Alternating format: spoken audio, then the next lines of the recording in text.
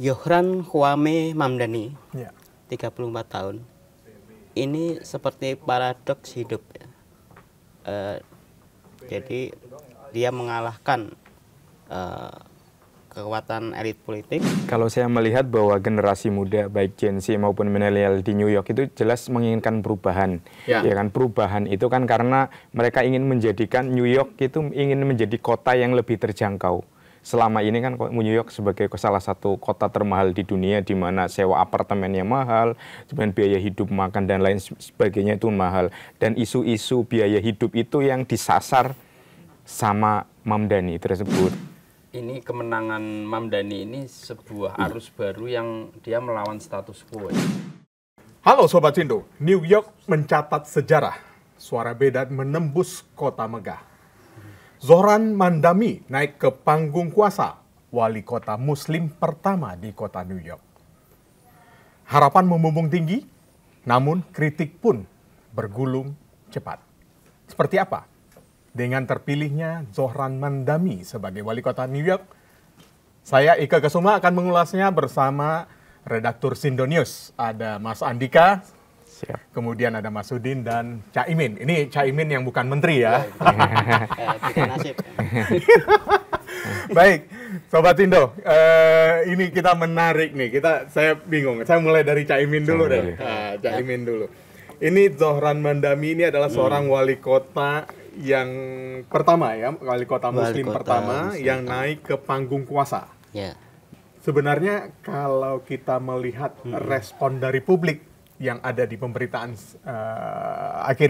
akhir-akhir ini setelah terpilihnya Zohran Mamdani ini, seperti apa respon publik di Amerika Serikat khususnya di kota New York?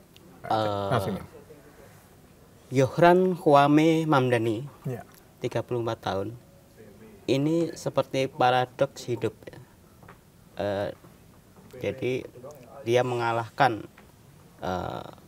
kekuatan elit politik, media konservatif, Ya. kemudian pemodal besar. Jadi Mamdani ini fenomena baru di kalangan anak muda New York City. Dia berangkat dari seorang imigran, kemudian terjun ke politik, dan dia strateginya itu unik. Dia itu benar-benar didukung oleh akar rumput. Ya. Ya. Oke. Bagaimana dia menang itu juga menarik untuk disimak, karena dia pertama dia milenial, lawan politik Milenial karena ya, Mamdani ini berusia 34 tahun, Ya, lahir betul. 18 Oktober 1991. Ya. Sangat Milenial. muda sekali. Sementara lawan-lawannya kan siapa? Andre Cuomo Ya, dan Kulti Siva itu veteran, politisi veteran. Kenapa yang muda ini menang? Ini fenomena menarik. Ini artinya apa? Anak-anak New York City ini didominasi oleh pemilih muda. Ada juga mungkin kebosanan ya. Kita tahu bahwa New York City ini ada trauma dengan yang namanya Islamofobia, kemudian serangan rasial yang luar biasa. Nah, Mamdani ini juga jadi korban ketika dia kampanye. Dia jadi target serangan rasialisme, Ya. kemudian Islamofobia, dan dia bertekad bahwa New York City stop. Islamofobia berhenti jadi komoditi politik, dan Ya. dia berhasil. Kalau dari pandangan saya, Nah, respon luar biasa dari masyarakat New York City terlihat ya. Dia meraih 50 plus modal yang cukup untuk menang telak. Sementara lawan-lawannya Andre Cuomo sekitar 40%, dan dari Partai Republik itu si Kulti Siva sekitar 7% ya, kalah telak. Padahal Republik ini partainya partai berkuasa, pendukungnya Donald Trump. Donald Trump sendiri tidak mendukung dari partainya, malah mendukung si Andrew Cuomo. Ini yang menarik. Nah. Tapi kami akan klarifikasi dulu ya, Sobat Sindo ya. Saat kami pengambilan Sindoskop episode kali ini, Zohran Mamdani ini menang versi hitung cepat karena belum ada versi yang resmi dari KPU ya. Versi hitung cepat. Tapi kami merasa meyakini Mamdani memenangkan pemilihan wali kota New York karena hasil hitung cepatnya lebih dari 50%. Lebih dari 50% suara ya yang warga kota New York yang memilih Mamdani. Jadi ini kami seolah-olah menganggap bahwa Mamdani ini sudah menang. Meskipun ada lawannya tadi dari partai ini ya, dari partai yang pendukungnya Presiden Donald Trump. Partai Republik. Ya, Partai Republik. Nah, kalau Mas Andika sendiri melihatnya seperti apa, Mas Andika? Jadi kalau saya melihat bahwa generasi muda baik Gen Z maupun milenial di New York itu jelas menginginkan perubahan. Ya kan, perubahan itu kan karena mereka ingin menjadikan New York itu ingin menjadi kota yang lebih terjangkau.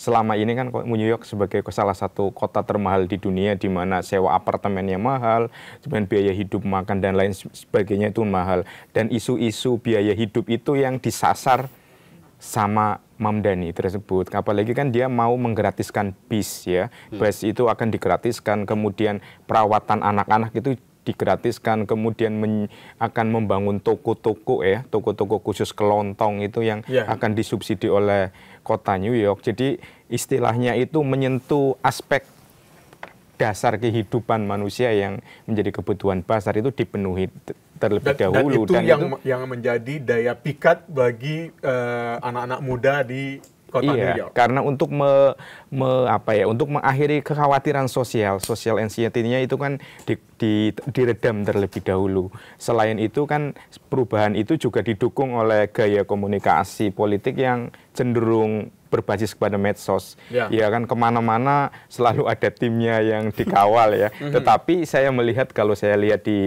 terutama di X-nya Mamdani itu bukan terlalu banyak konten. Jadi kontennya itu sangat spesifik dan selalu berbasis kepada komunitas.